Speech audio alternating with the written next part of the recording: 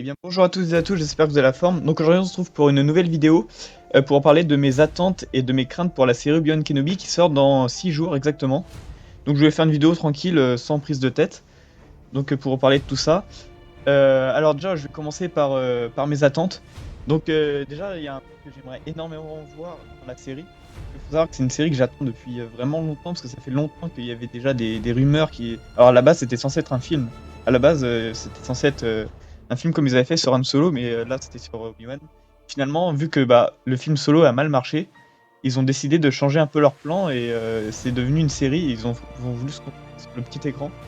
D'ailleurs, c'est ce qu'ils disent à Lucasfilm en ce moment. Ils veulent vachement se concentrer donc sur le petit écran, sur les séries, et ça se voit avec toutes les séries qu'ils ont annoncées. Et donc, ça fait vraiment 4 ans personnellement que j'attends ça, et j'avais été à l'époque hypé par un trailer fait par un fan. Et en fait, dans ce trailer, on entendait énormément la voix de Qui-Gon.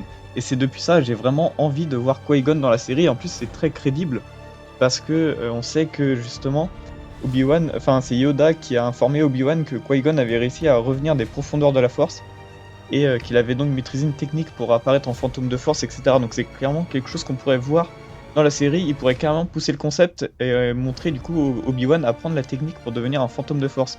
Faut savoir que c'est vraiment grâce à Qui-Gon si on peut voir des fantômes de force dans la saga. Si par exemple Anakin, Yoda, Obi-Wan, même Luke et même Leia aussi elle a réussi à apparaître. S'ils peuvent apparaître en fantôme de force, c'est grâce à Qui-Gon. Ça c'est un truc à savoir. Et donc ça serait vraiment cool de voir Qui-Gon. Alors il y en a beaucoup qui disent qu'on pourrait seulement l'entendre parce que Qui-Gon n'a pas fini de maîtriser la technique du fantôme de force. Il aurait appris qu'à moitié, ce qui lui permettrait de revenir uniquement via sa voix, mais ce n'est plus vrai à l'heure actuelle. C'est ce qu'il expliquait dans The Clone Wars. Et en fait, il faut savoir que dans des livres récents, il a réussi à revenir avec... il a réussi à terminer la technique pour revenir en fantôme de force, et donc on pourrait le voir concrètement. Il faut savoir qu'il a réussi à terminer cette technique donc même en étant mort, donc ça c'est possible. Donc il pourrait, et d'ailleurs c'est même dit dans, alors je sais plus, je crois que c'est je suis pas très sûr de la source, mais je crois que c'est le livre Skywalker Family at War, où on voit, où ils expliquent que Qui-Gon est apparu à plusieurs moments à Obi-Wan et en fantôme de force. Donc voilà, après le truc c'est que apparemment Liam Neeson n'aurait pas été rappelé pour la série, enfin ça on sait pas trop, mais après c'est sûr que si ils vont pas dévoiler ce genre de truc parce que sinon ça spoil un peu la série. Une autre attente que j'ai, c'est le traitement de Obi-Wan. Ce que j'aimerais voir par rapport à son traitement, c'est vraiment genre qu'ils approfondissent le personnage, qu'on verrait du coup pas juste Obi-Wan combattre ou des trucs comme ça, mais qu'on verrait un peu que la série se pose et qu'elle explique un peu tous les regrets, toute la souffrance que endurait Obi-Wan durant son exil. Qu'il est quand même parti en exil avec la mort d'Anakin sur la conscience. Alors, bien sûr, Anakin n'est pas mort, mais dans un premier temps, Obi-Wan il croyait qu'Anakin était mort. Et donc voilà, on pourrait par exemple voir Obi-Wan faire des cauchemars, etc. Même par exemple le fameux combat entre Obi-Wan et Vador, moi à la base je pensais que ce serait genre un truc un peu genre comme si Obi-Wan faisait un cauchemar ou un truc comme ça.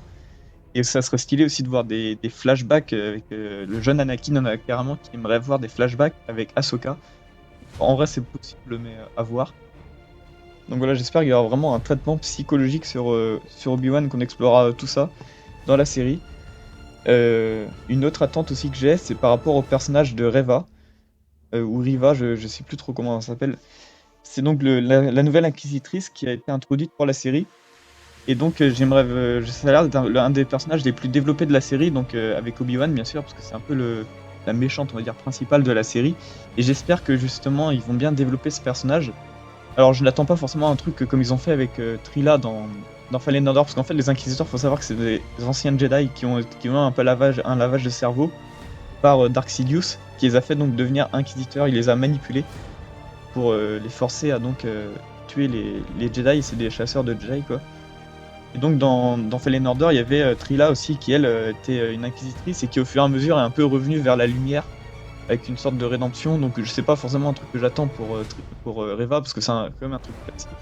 J'aimerais un développement genre par exemple un truc qui serait stylé, c'est qu'en fait Reva et Obi-Wan se connaissent et ça c'est possible parce que si elle était une ancienne Jedi, c'est possible qu'ils se soient connus à l'époque de la prélogie, donc Obi-Wan qui aurait été le maître et Reva qui aurait été une Padawan qui se seraient rencontrés, même qu'ils auraient eu peut-être une mission à effectuer ensemble avec Anakin, ça aurait un truc qui aurait été possible.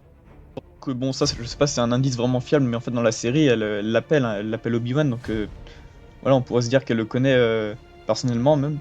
Donc, j'espère qu'ils vont développer ça, ça serait intéressant. Et une autre attente que j'ai, c'est par rapport aux Inquisiteurs de manière générale, j'espère qu'on les verra ça serait stylé de voir les voir un peu genre s'entraîner, genre un peu comment ils agissent de leur côté, etc. Les voir dans leur base, etc. Voir comment ils se font au quotidien. Alors après, c'est pas une série sur les Inquisiteurs, et justement, j'ai pas non plus envie qu'on les voit trop. J'espère qu'ils vont bien les utiliser, parce qu'il faudrait pas que ça devienne non plus du fan service. Et donc là, on va passer donc sur les craintes que j'ai pour la série. Donc déjà, premièrement, il y a un peu la direction de la série de manière globale. Donc comme je vous l'ai dit, j'espère que les Inquisiteurs ils seront bien utilisés, c'est-à-dire qu'on montrera des choses intéressantes, mais pas non plus trop les utiliser pour pas que ça devienne du fan service. Et ça, c'est aussi par rapport à Vador. Donc j'aurais un peu peur que Vador soit aussi utilisé un peu pour du fan service, parce que du coup la série ne prend pas du coup du tout la direction à laquelle je m'y attendais. Par exemple, moi à la base, quand ils avaient annoncé alors enfin à la base c'était que des rumeurs, mais avec le film Obi-Wan, etc. Et après c'est devenu une série. Je m'attendais à un truc très contemplatif, ultra concentré sur Obi-Wan et sur la manière dont il parle avec Qui-Gon. Et finalement, la série prend pas du tout cette tournure-là. Je m'attendais pas du tout à ce qu'Obi-Wan puisse être repéré sur Tatooine. Enfin, si, il est repéré sur Tatooine et qu'il parte de la planète carrément. Moi, je pensais qu'Obi-Wan était toujours resté durant ses 19 ans d'exil sur la planète Tatooine. Et je pensais pas non plus qu'il avait recroisé Vador. Donc j'espère qu'ils font pas tout ça juste pour du fan service et pour faire quelque chose de facile et pour plaire aux fans sans créer une histoire très complexe. Donc c'est un peu la crainte que j'ai. J'espère qu'il y aura quand même de la complexité. Par exemple, le personnage de Riva qui sera développé, etc. Et que la rencontre entre Vador et Obi-Wan sera bien faite et qu'elle brisera pas trop la continuité entre le 3 et 4. Ça, c'est vraiment la crainte principale que j'ai, c'est le combat entre Vador et Obi-Wan. J'ai peur que ça soit uniquement du fanservice et qu'il n'y ait rien d'autre, rien de plus approfondi. Parce que faut savoir que de base, ils ne sont pas censés se recroiser dans l'épisode 4. Normalement, la dernière fois que c'était vu, c'était dans l'épisode 3. Finalement, ça va changer. Après, il faut savoir que de manière Star Wars, quand il y a l'univers étendu, c'est Star Wars étant une histoire qui est en continuelle évolution.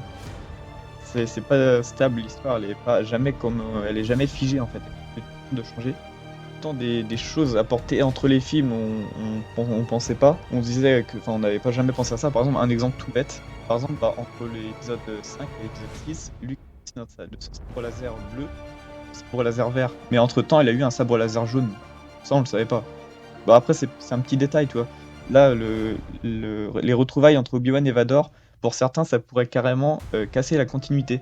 Et au début, j'en faisais partie, je me disais qu'il faudrait vraiment pas qu'ils se rencontrent. Et finalement, en y repensant, je suis toujours mitigé sur ce point-là, mais en y repensant, je me dis que c'est pas non plus impossible, parce qu'il y a aucun moment non plus dans les films, dans l'épisode 4, où Obi-Wan ou Vador se disent ok, la dernière fois que je l'ai vu, c'était sur Mustafar, etc. D'ailleurs, quand Vador sent pour la première fois la présence d'Obi-Wan à bord de l'étoile de la mort, il dit c'est une présence que je n'ai pas sentie depuis, et 3 petits points, il dit plus rien après, il donne aucune info supplémentaire. Et en revoyant le film récemment, il y a aussi quand les retrouvailles, Vador dit bien la boucle est maintenant bouclée. Et donc pour moi, ça a toujours fait écho par rapport au combat de l'épisode 3, mais si ça faisait écho par rapport à un combat qu'il y a eu entre temps, c'est pas impossible parce que en fait on pourrait imaginer qu'il y ait le duel dans la série et que le duel se stoppe un peu d'un coup, tu vois. Que Obi-Wan arrive à partir ou Vador a le dessus et du coup Obi-Wan doit fuir, etc. Donc le duel s'arrête un peu d'un seul coup et du coup en fait les retrouver dans l'épisode 4 ça pourrait expliquer, donc c'est un peu ce même combat qui continue en fait. Et ça pourrait expliquer la fameuse phrase de Vador, la boucle est maintenant bouclée. Par rapport au combat en lui-même et aux retrouvailles, j'ai une petite attente par rapport à ça.